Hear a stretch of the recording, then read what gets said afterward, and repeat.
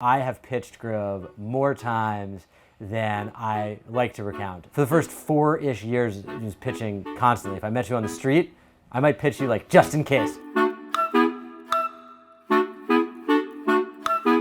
Grove is a direct-to-consumer brand and e-commerce platform for sustainable home and personal care products. So I started Grove about 6.5 years ago. It took us about 4.5 years to raise our Series A, which is, I would say, longer than was in the original business plan. I remember vividly, I met with this angel investor in the very early days. He was just like, this is the stupidest idea I've ever heard.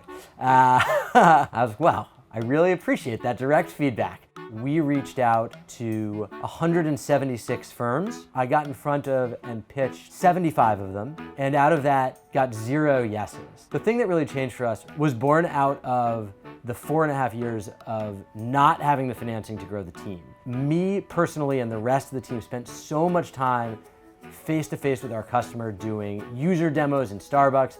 I probably gave away $1,000 worth of $5 Starbucks gift cards watching people click through the product. And we learned that our initial hypothesis about who our customer was wrong. We pivoted from serving busy coastal professionals to serving families primarily in second-tier metros. We pivoted from focusing on efficiency to focusing on real love for the category that we're in. And as we made those pivots and focused on innovation around our core customer, we got more traction than we ever could have in the early days. And I called up Paul Martino, who's a partner at a firm called Bullpen, which is known for doing unconventional deals, and said to him, and this is embarrassing to admit, Paul, there's gotta be a price. Like, there's gotta be a price at which you would do this deal. And his response to me was, you don't want to have that conversation.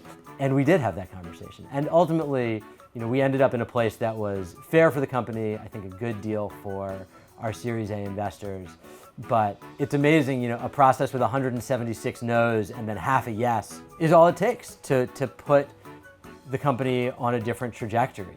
The 4.5 years of getting rejected and having to answer support emails myself and all the fun stuff that you do as a founder, I am so grateful for them today because they allowed Grove to understand the consumer in a way that many startups might not be able to.